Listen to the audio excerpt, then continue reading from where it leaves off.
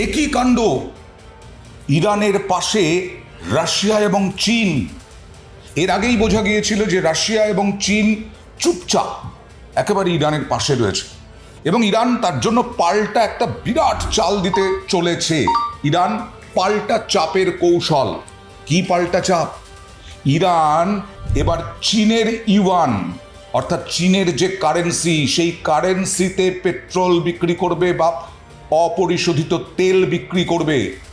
অর্থাৎ গোটা পৃথিবীতে পেট্রো ডলার, এই পেট্রো ডলারের যদি পরিবর্তন করে ইরান, তাহলে গোটা বিশ্বেই অর্থনীতিতে একটা নেতিবাচক প্রভাব পড়বে। অন্তত কিছুদিনের জন্যই ভোলাটাইল সিচুয়েশন হবে।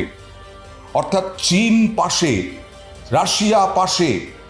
সবসময় তো চিৎকার করে বলতে হয় না, সবসময় তো দেখাতে হয় না। চীন এই মদতটা ইরানকে দিচ্ছে।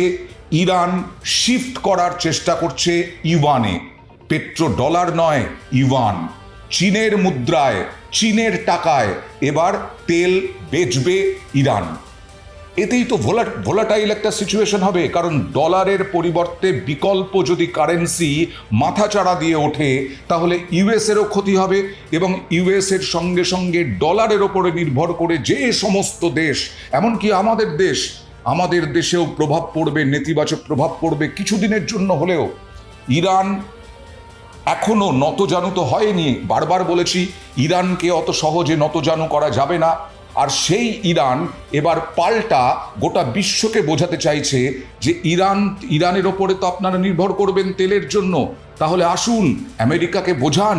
আর না হলে আমেরিকাকে না বোঝালে, আমেরিকাকে পিছু হটতে না বাধ্য করলে আপনাদেরও যথেষ্ট ক্ষতি হবে। অর্থাৎ অর্থনীতি দিয়ে এবার চাপ দিতে শুরু করেছে ইরান। চীন পাশে, রাশিয়া পাশে কেন? এই যে খামেনি, আয়াতুল্লাহ খামেনির মৃত্যুর পর তার ছেলে মোজতাবা খামেনি, তিনিও নাকি নিহত হয়েছেন, এরকমটাই বাজারে আসছিল। কিন্তু এখন তো জানা যাচ্ছে মোজতাবা ভর্তি রয়েছেন মস্কোর একটি হাসপাতালে। রাশিয়া যদিও, আবার বলছি, মুখ ফুটে বলতে রাজি নয়, কিন্তু একেবারে বিশ্বস্ত সূত্রে জানা যাচ্ছে ইরানের সর্বোচ্চ নেতা, এখনকার সর্বোচ্চ নেতা বেঁচে আছেন কিনা যখন প্রশ্ন উঠছে, তখন ইরানের বেশ কয়েকটি সূত্রে দাবি করা হয়েছে মোজতাবা শুধু জীবিতই নন, তিনি আহত, চিকিৎসা চলছে রাশিয়ায়। অর্থাৎ গত 28শে ফেব্রুয়ারি প্রাক্তন সর্বোচ্চ নেতা আয়াতুল্লাহ আলী খামেনির দফতরে ইসরায়েল এবং আমেরিকা যে একযোগে হামলা চালিয়েছিল, তাতে আয়াতুল্লাহ খামেনির পরিবারের অনেকের মৃত্যু হয়েছিল, মোজতাবা আহত হয়েছেন। রাশিয়া নিয়ে গেছে, মস্কো নিয়ে গেছে, মস্কোয় ভর্তি আছেন। সুতরাং আমেরিকা এই হরমুজ প্রণালী দিয়ে ইরান পারমিশন না দিলে পরে কোনো জায়গায় তেল যাচ্ছে না, অপরিশোধিত তেল যাচ্ছে না। বিরাট চাপ। ট্রাম্প কি করবেন? ল্যাজ গুটিয়ে পালানো ছাড়া আর কি পথ আছে? ইসরায়েল, বেঞ্জামিন নেতানিয়াহু, তিনিও হামলা চালিয়ে যাচ্ছেন। ইসরায়েলের ওপরেও এখনো ইরান হামলা চালিয়ে যাচ্ছে। তার মানে ট্রাম্প যেটা বলছেন সেটা তো ঠিক নয়। ডোনাল্ড ট্রাম্প বারবার বলছেন যুদ্ধ শেষ, ইরানের কাছে আর কিচ্ছু নেই, কিন্তু আমরা তো ঠিক উল্টো ছবি দেখছি। একের পর এক ইরান হামলা চালাচ্ছে ইসরায়েলের ওপরে। শুধু ইসরায়েলের ওপরে কেন, মার্কিন যে ঘাঁটি, যেটা গতকালই বলছিলাম, মার্কিন যে ঘাঁটি অর্থাৎ দুবাই, কাতার, রিয়াদ, ওমান, এই সমস্ত জায়গাতেও তো ইরান হামলা চালিয়ে যাচ্ছে, মিসাইলের পর মিসাইল। এর ওপরে আবার গোদের ওপর বিস্ফোরা বলে না, কথায় আছে গোদের ওপরে বিস্ফোরা। গোদ তো তৈরি করেছেন ডোনাল্ড ট্রাম্প। আমেরিকার মানুষের এখন অর্থনৈতিক সংকটের মুখে, অর্থনীতি একেবারে ধসের মুখে, কারণ প্রচুর লক্ষ লক্ষ কোটি ডলার খরচ হয়ে যাচ্ছে শুধু ইরানকে শাস্তি দিতে, ইসরায়েলের পাশে দাঁড়াতে। বিবেকের তাড়না, সেই বিবেকের তাড়নায় ইরান যুদ্ধের বিরোধিতা করে পদত্যাগ করলেন ট্রাম্প প্রশাসনের সন্ত্রাস দমন কেন্দ্রের প্রধান। এর আগে পেন্টাগন জানিয়ে দিয়েছিল যে ইরান আগে থেকে হামলা করবে, এরকম কোনো খবর ছিল না। তাহলে ডোনাল্ড ট্রাম্প কারো অনুমতি না নিয়ে, কারো সম্মতি না নিয়ে ইরানের ওপরে হামলা চালিয়ে দিলেন ইসরায়েলের পাশে থাকার জন্য। এবার ইরান যুদ্ধের বিরোধিতা করে এই যে সন্ত্রাস দমন কেন্দ্রের প্রধান, তিনি পদত্যাগ করলেন, একটি চিঠিও লিখলেন, তার নাম হচ্ছেন কেন্ট। সেখানে তিনি মার্কিন প্রেসিডেন্টের উদ্দেশ্যে লিখেছেন, যে আপনি যে মূল্যবোধ এবং বিদেশ নীতির ভিত্তিতে নির্বাচনী প্রচার চালিয়েছিলেন, প্রচার করেছিলেন, ভোট প্রচার করেছিলেন, যার জন্য ক্ষমতায় এসেছেন, সেগুলি সমর্থন করতাম, কিন্তু ইরানের বিরুদ্ধে সামরিক অভিযান শুরু করার সিদ্ধান্তে সহমত হতে পারলাম না।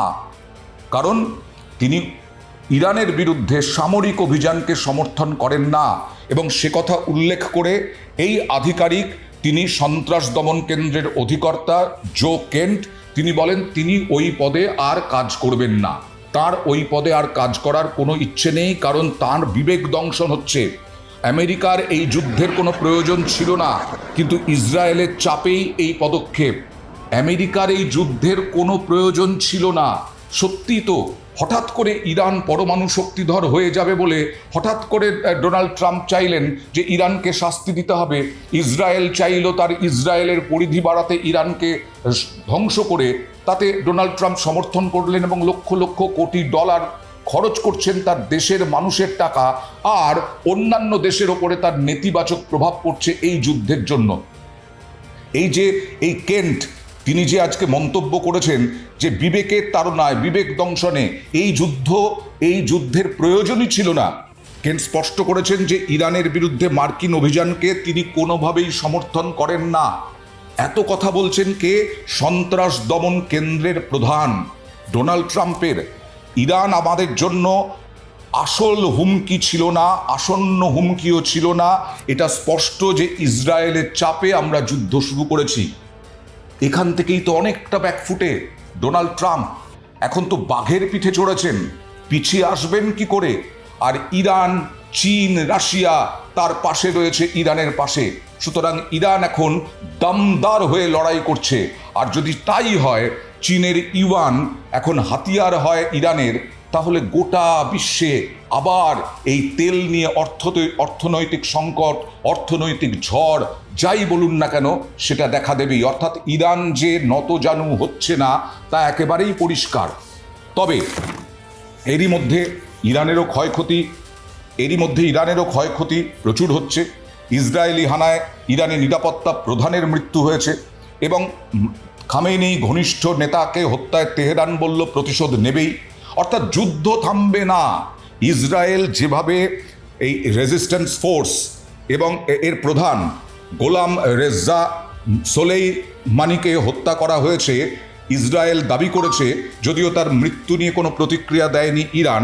কিন্তু এই যে ইরানের নিরাপত্তা প্রধান আলী লারিজানি, এই আলী লারিজানির মৃত্যু হয়েছে ইসরায়েলি হানায়, এটা ইরান স্বীকার করেছে। কারণ ইরান বলেছে যে প্রতিশোধ নেবই। ইরান এর পরেও বলে যাচ্ছে প্রতিশোধ নেবই। লারিজানি নন, শুধু একই সঙ্গে মৃত্যু হয়েছে তার পুত্র এবং দেহরক্ষীরও। সুতরাং ইরান যে ছাড়বে না। ইরানের অগ্রগতি এবং ইসলামী বিপ্লবের জন্য আজীবন লড়াই করেছেন লারিজানি। দেশ সেবার জন্য এই মৃত্যু তার দীর্ঘদিনের আকাঙ্ক্ষা পূরণ করেছে। সুতরাং আর যুদ্ধ থামবে বলে মনে হচ্ছে না। ইরান আবার পাল্টা ইসরায়েল, মার্কিন যুক্তরাষ্ট্র, এই সমস্ত দেশের ঘাঁটিগুলোতে হামলা করবে। ইসরায়েলে হামলা চালাচ্ছে। ইরানের পরে যদি অর্থনীতিটাকে শিফট করে ডলারের পরিবর্তে ইউয়ান, চীনের সাপোর্ট নিয়ে, তাহলে আগামী দিনে অর্থনৈতিক সংকট অনেক দেশেই প্রভাব পড়বে।